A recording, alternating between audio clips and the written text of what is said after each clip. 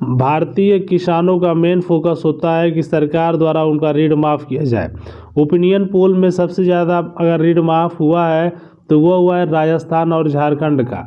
देश में करोड़ों किसान ऐसे हैं जो वंचित है ऋण माफ़ी से, लेकिन सीएम भूपेश बघेल और तमाम राज्यों के मुख्यमंत्रियों ने जब बैठक में बात की तो सबसे ज़्यादा फैसला लिया गया है मध्य प्रदेश, छत्तीसगढ़ और हरियाणा, पंजाब, राजस्थान, गुजरात, महाराष्ट्र के किसानों का। जिस प्रकार से सरकार ने भूमि के आधार पर नहीं, उन सभी को परसेंटेज के आधार पर ऋण माफ़ करने का आदेश दिया है। साथ में सरकार द्वारा कई योजनाएं भी लॉन्च की गई। गरीब किसानों परिवारों को देखते हुए बहुत से किसान हैं जिनकी आर्थिक स्थिति इस वजह से खराब हो गई क्योंकि उनको पता ही नहीं चला कि केंद्र सरकार द्वारा कौन कौन सी योजनाएं उनको प्राप्त हो रही है।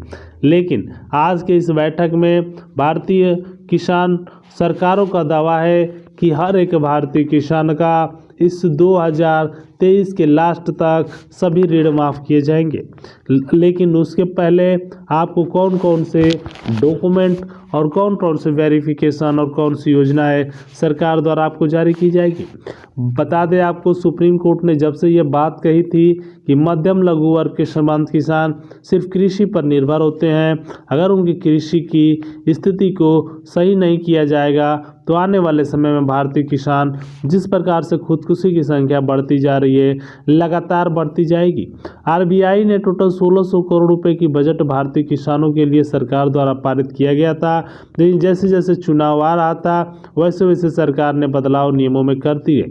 लेकिन बहुत से ऐसे प्रॉपर्टी डीलर है जो भारतीय किसानों के ऋण को और बैंकों द्वारा जो ऋण को अभी तक माफ़ नहीं किया गया है। बैंक पूरी तरीके से किसानों पर दबाव बनाते हैं जिससे कि भारतीय किसानों की मानसिक स्थिति को भी संतुलन खराब होता है। लेकिन देखा जाए जिस प्रकार से ज़्यादातर किसान अपने ऋण का कुछ किस्तें ही बकाया रहते हैं लेकिन कंटिन्यू पेमेंट करते हैं, लेकिन बहुत से ऐसे किसान जिनकी हालत ख़राब हो जाती है, जो ऋण लेते हैं, जो पूरी तरीके से ऋण को अच्छी तरीके से कार्य भी करते हैं लेकिन कुछ कंडीशन ख़राब होने की वजह से, उनके फसल डूब जाने की वजह से अपने ऋण को पेमेंट नहीं कर पाते हैं। तो आप सभी से यही नम्र निवेदन है कि आवेदन सही पूर्वक कीजिए। देखिए, जब तक आप सही आवेदन नहीं करेंगे तब तक आपका ऋण सही से माफ़ नहीं होगा। इसलिए ज़रूरी है कि आवेदन प्रक्रिया, फॉर्म प्रक्रिया, इन सभी को पूरी तरीके से सही भरें और सही के साथ साथ आधार, पैन कार्ड, निवास प्रमाण पत्र, इन सभी डॉक्यूमेंटों को लगाएं। अगर मान लीजिए कल के डेट में आप इन डॉक्यूमेंटों को नहीं लगाते हैं तो क्या होगा, आपका ऋण माफ़ नहीं होगा, आप कृषि कर्ज माफ़ी योजना के अंतर्गत आवेदन नहीं कर पाएंगे। तो चलिए 5 वो डॉक्यूमेंट कौन से हैं और 5 वो सरकारी योजनाएं कौन से हैं जो आपको घर बैठे फ़ायदा मिलने वाली है।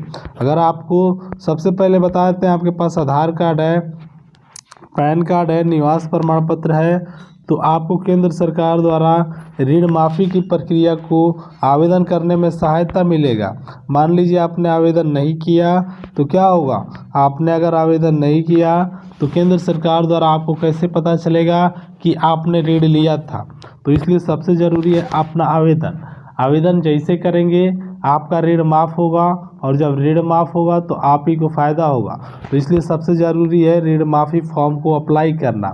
मान लीजिए आपने कुछ कारणों से अपने ऋण माफ़ी फॉर्म को जोड़ दिया लेकिन आपको फ़ायदा नहीं हुई, तो इन बातों का भी आपको ध्यान रखना है। किसान कर्ज माफ़ी एक नहीं, करोड़ों किसानों के दिलों की धड़कन है जिसमें भारतीय किसान अपने ऋण को माफ़ करा सकते हैं। तो चलिए जानते हैं आवेदन करने के लिए उन्हें कौन कौन से डॉक्यूमेंट ज़रूरी पड़ेगी। पहला, पैन कार्ड, निवास प्रमाण पत्र, राशन कार्ड, साथ में बैंक खाता, पासबुक, इन सभी योजनाओं को वह पूरी तरीके से आवेदन करके अपने ऋण को माफ़ करा पाएंगे। अगर मान लीजिए आपने फॉर्म नहीं भरा तो आपके लिए बहुत ही दुख की खबर हो सकती है। तो इसलिए मैं कह रहा हूँ किसान भाइयों, आप आवेदन कीजिए जिसमें डबल राशन, फ्री एलपीजी, महिलाओं को तोहफा और साथ में इन चारों योजनाओं को एक साथ प्रधानमंत्री नरेंद्र मोदी जी द्वारा आपको डायरेक्ट पहुंचाया जाए। तो जय हिंद, मिलते हैं नेक्स्ट वीडियो में। वीडियो आप सभी की जानकारी के लिए बनाई गई, तो लाइक करें, शेयर करें जिससे कि जानकारी आप सभी तक पहुंच सके। तो उम्मीद करता हूं जानकारी को अपने बच्चों के पास भी शेयर करें।